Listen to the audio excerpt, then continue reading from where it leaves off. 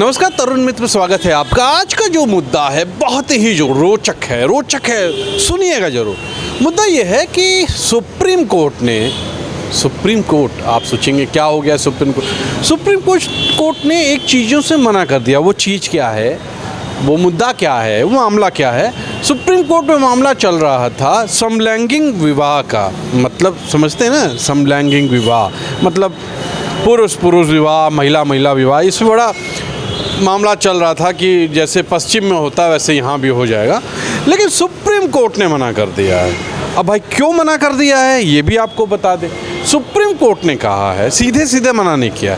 Supreme court ने कहा है कि ये मामला, इस पे कानून संसद बनाए। मेरी तरफ से मैं इसमें हामी नहीं भरूंगा, ये सुप्रीम कोर्ट का कहना है, उसके जजों का कहना है। अब लोगों से ये पूछेंगे कि वो क्या सोचते हैं कि ऐसा विवाह होना चाहिए कि नहीं होना चाहिए।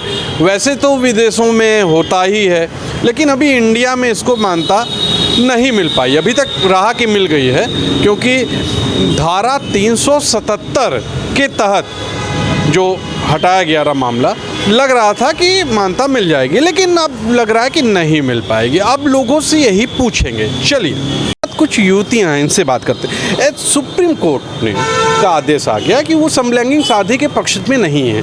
आप क्या सोचते हैं? एक यंग थिंकिंग के हिसाब से यही लगता है कि नहीं होना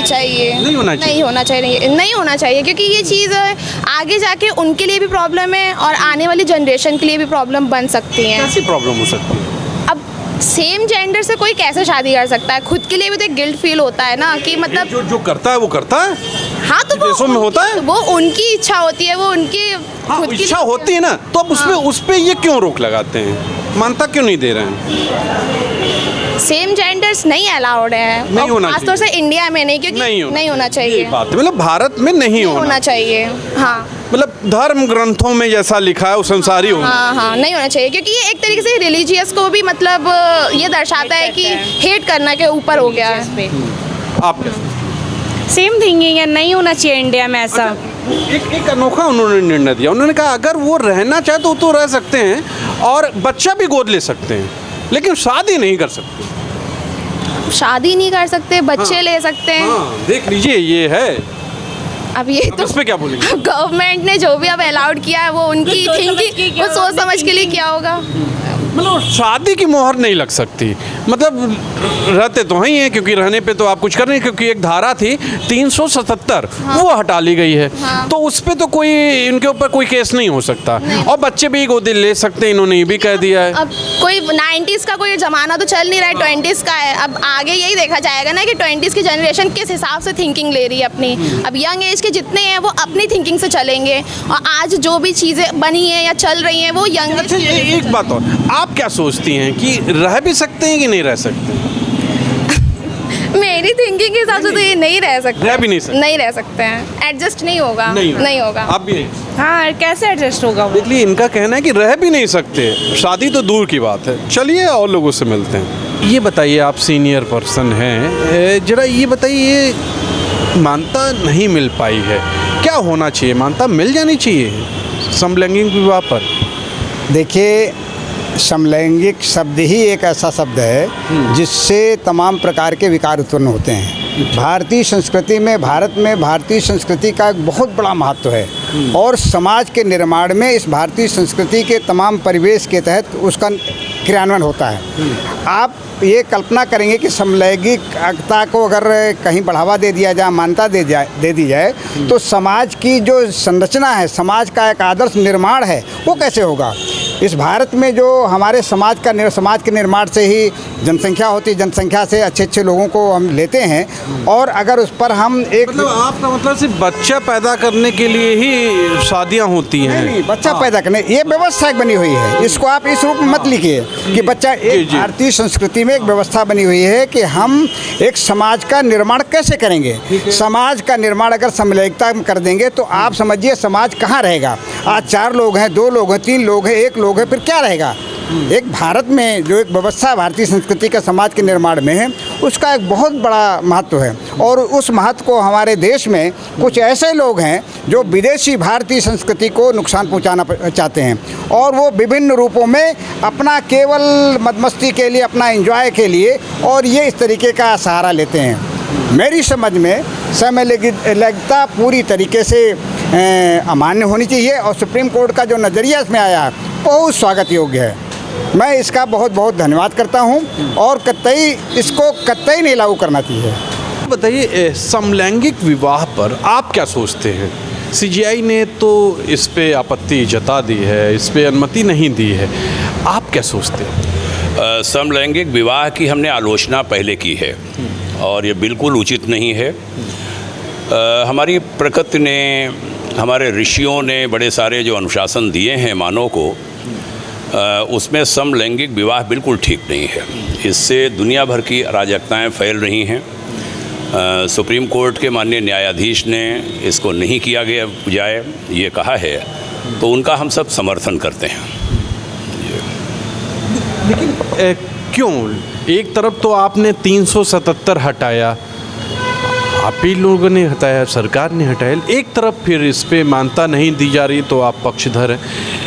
विदेशों में इसको मान्यता दी गई है, हम विदेशी कल्चर को हर चीज़ अपनाते हैं, इसमें एक दिक्कत कहाँ दिखती है आपको? भारतीय संस्कृति परमिशन नहीं देती। संस्कृति क्यों नहीं देती? वजह क्या लगता है आपको? मेन वजह क्या दिखती है आपको? वैसे तो कई चीज़ों को परमिशन नहीं देती, लेकिन हम करते हैं। टीवी पे देखने को परमिशन तो नहीं थी भारतीय संस्कृति में, लेकिन हम देखते हैं। तो आपको इसके पीछे क्या मूल वजह, पर्सनल आपको क्या लगता है कि ऐसा नहीं होना चाहिए? अब 370 और इसका 377 का, अच्छा हम समझे 370 का। 377 ये समलैंगिक के ऊपर ही था, जिसको मोदी सरकार ने हटाया था। इसका बहुत ज़्यादा शोर नहीं हुआ, लेकिन धीमे धीमे करके उन्होंने इस कानून को हटा दिया था कि अब लोग आपस में रह सकते हैं। ये इस पे कोई धारा नहीं लगेगी। 377 धारा थी, अगर समलैंगिक आपस में रहते हैं, लिविंग में तो एक धारा थी जिसको सरकार ने, एक तरह से सरकार को ही कर सकते हैं, हटा दिया था। लेकिन अब एक तरफ तो आप हट जाता है, दूसरी तरफ कोर्ट इसके बारे में कहता है कि गलत चीज़ है विवाह करना। रहना सही है, लेकिन विवाह करना गलत है। दोनों में क्या आप कहेंगे? अब हम तो रहना सही है इसके पक्ष में भी नहीं है। बिल्कुल। हमारी देखिए ऋषियों ने संस्कार व्यवस्था दी, 16 संस्कार, षोडश संस्कार की व्यवस्था दी। उसमें नर और नारी का ही विवाह उचित है। नर नारी नारी इसका कोई मतलब प्रकृति विरुद्ध है। हमारे शास्त्र, हमारे ऋषि इसकी अनुमति नहीं देते हैं। तो आप कहीं ना कहीं आप कह सकते हैं कि धर्म ग्रंथ के अनुसार आप इसका विरोध करते हैं। जी बिल्कुल, इनका कहना है कि धर्म ग्रंथ के अनुसार मैं इसका विरोध करता हूँ। और अधिकारी हैं, अब रिटायर हैं, इसलिए हम इनसे बात कर पा रहे हैं, वरना एक अधिकारी से भारत में रहते बात नहीं किया जा सकता, क्योंकि वो सरकार के अधीन होता है। ये पता नहीं कैसा लोकतंत्र है, मैं नहीं समझ पाता हूँ, लेकिन फिर भी तो अब तो आप रिटायर हैं, आपसे बात कर सकते हैं। ये बताइए कि क्या बोलेंगे? आज इस पे आपत्ति कर दिया है कोर्ट ने कि लिविंग में तो रह सकते हैं, लेकिन शादी नहीं कर सकते समलैंगिक। इस पे क्या बोलेंगे आप? देखिए, अपने यहाँ तो ये पहले से ही अमान्य या प्रतिबंधित था समलैंगिक विवाह। मामला चूँकि सर्वोच्च न्यायालय में गया था, वहाँ सुनवाई हुई। कभी ऐसा लगता था कि शायद सर्वोच्च न्यायालय, जिसे प्रगतिशील दृष्टिकोण कहते हैं, उस दृष्टिकोण पे जाके हो सकता करे, लेकिन ये प्रशंसनीय बात रही और अच्छी बात रही कि माननीय उच्चतम न्यायालय ने इस याचिका को अस्वीकार कर दिया, और जो हमारी पूर्व की, उसे धार्मिक कह लें, सामाजिक कह लें, पारंपरिक कह लें, व्यवस्था थी, वो यथावत बनी रहेगी। ये उचित नहीं है। देखिए, हर चीज़ का एक वो होता है ना। क्या अनुचित है इसमें? मैं बस ये जानना चाहूँ। मैं पक्षधर नहीं हूँ, लेकिन अनुचित इसमें क्या है? देखिए, जब हम लोग उचित अनुचित की बात करेंगे तो हम उसका वैज्ञानिक विश्लेषण तो नहीं करेंगे। आपकी बात सही है कि अगर उसको वैज्ञानिक दृष्टि से देखा जाए, बिल्कुल शुद्ध तो कुछ भी अनुचित नहीं है। उसमें कोई ऐसा तत्व, कोई ऐसा घटक, कोई ऐसी बिंदु नहीं है जो कि हानिकारक हो। लेकिन हम लोग सामाजिक दृष्टि से या धार्मिक दृष्टि से या नैतिक दृष्टि से देखते हैं। और जब सामाजिक, धार्मिक और नैतिक दृष्टि से आप इसे देखें तो यह भारत की परिस्थितियों में, भारत की परंपराओं में, भारत की मान्यताओं में पूर्णतः अनुचित है कि एक लिंग का दूसरे लिंग के व्यक्ति के साथ संपर्क और संसर्ग, यह पूर्णतः अनुचित है भारतीय मूल्य और मान्यता की दृष्टि से। मतलब उसी लिंग के प्रति, दूसरे लिंग के प्रति होना चाहिए, उसी लिंग के प्रति समलिंग नहीं होना चाहिए। समलिंग नहीं, वो अनुचित है। होने को तो कुछ भी हो जाए, लेकिन अनुचित है। अच्छा, आप सहमत हैं जो आज निर्णय हुआ उससे सहमत हैं आप? बिल्कुल सही निर्णय है और माननीय सर्वोच्च न्यायालय को इसको इसी दृष्टि से देखना चाहिए था और बहुत सही निर्णय है। ये तो सीजीआई ने कह दिया है कि समलैंगिक विवाह नहीं हो सकता। इस पे उन्होंने कोर्ट की तरफ से पल्ला झाड़कर उन्होंने कह दिया कि संसद इस पे कानून बनाए तो देखा जाएगा।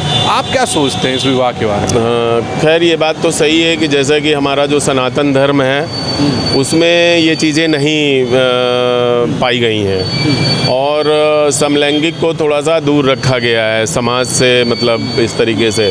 हाँ, अगर चूँकि देखिए परिवर्तन इस धरती का शाश्वत नियम है।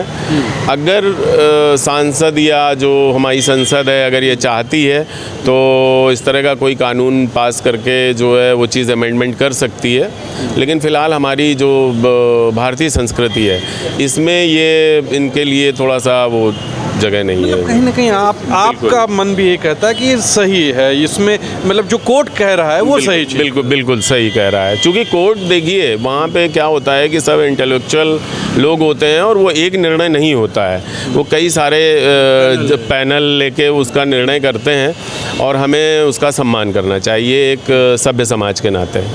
इनका भी यही कहना है कि ये पक्षधर नहीं है समलैंगिक शादी के। देखा आपने, ये थी सोच, युवाओं की भी सोच आपने देखी, आपने वरिष्ठ लोगों की भी सोच देखी। आप क्या सोचते हैं ये ज़रूर लिखिएगा, क्योंकि आपकी सोच बहुत ज़रूरी है। आप जो चाहेंगे वही होगा, लोकतंत्र है। तो आज के लिए इतना ही। कैमरा पर्सन हमारे साथ जो हैं वो करमवीर हैं, इनको आप देखते होंगे, ये भी आते हैं।